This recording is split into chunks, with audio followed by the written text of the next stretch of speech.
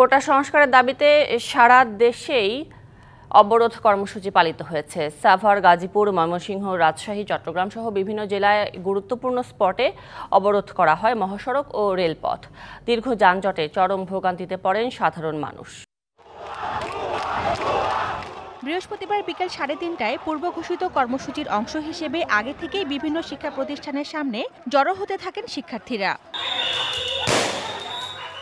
কুমিল্লা বিশ্ববিদ্যালয়ের সামনে আন্দোলনকারীদের সাথে পুলিশের সংঘর্ষ হয়। এ সময় শিক্ষার্থীরা ইট পাটকেল নিক্ষেপ করলে পুলিশ তাদের ছত্রভঙ্গ করে দিতে ফাঁকা গুলি করে, নিক্ষেপ করে টিয়ার শেল।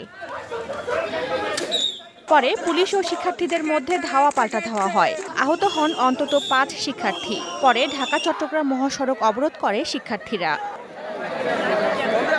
এদিকে সাভারে ঢাকা-আরিচা মহাসড়ক অবরোধ করে জাহাঙ্গীরনগর বিশ্ববিদ্যালয় সহ বিভিন্ন প্রতিষ্ঠানের শিক্ষার্থীরা।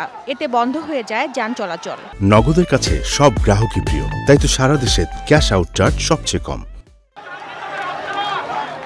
চট্টগ্রামে টাইগার পাস মোড়ে জড়ো হওয়ার সময় কোটা সংস্কার আন্দোলনকারীদের বাধা দেয় পুলিশ। এ সময় শিক্ষার্থীদের সাথে বাকবিতণ্ডা ও সংঘর্ষ হয়।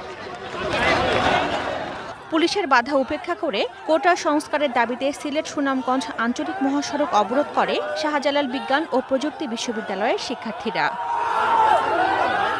বরিশাল কুয়াকাটা মহাসড়ক অবরোধ করে কোটা সংস্কারের পক্ষে স্লোগান দেয় বরিশাল বিশ্ববিদ্যালয়ের শিক্ষার্থীরা। খুলনা 0 পয়েন্ট মোড় অবরোধ করে বিক্ষোভ করে খুলনা বিশ্ববিদ্যালয়ের শিক্ষার্থীরা। কুষ্টিয়ার ইসলামী বিশ্ববিদ্যালয়ের বটতলা চত্বরে সমবেত হয় আন্দোলনকারীরা। রংপুরে বেগম রোকেয়া বিশ্ববিদ্যালয়ের শিক্ষার্থীদের সাথে ছাত্রলীগের ধাক্কাধাক্কির ঘটনা ঘটেছে। সড়ক মহাসড়ক অবরোধ কর্মসূচির কারণে যান চলাচল বন্ধ হয়ে যাওয়ায় দেখা দেয় দীর্ঘ যানজট। ভোগান্তিতে পড়েন চলাচলকারীরা। Tazmim Mimu, DBC news desk.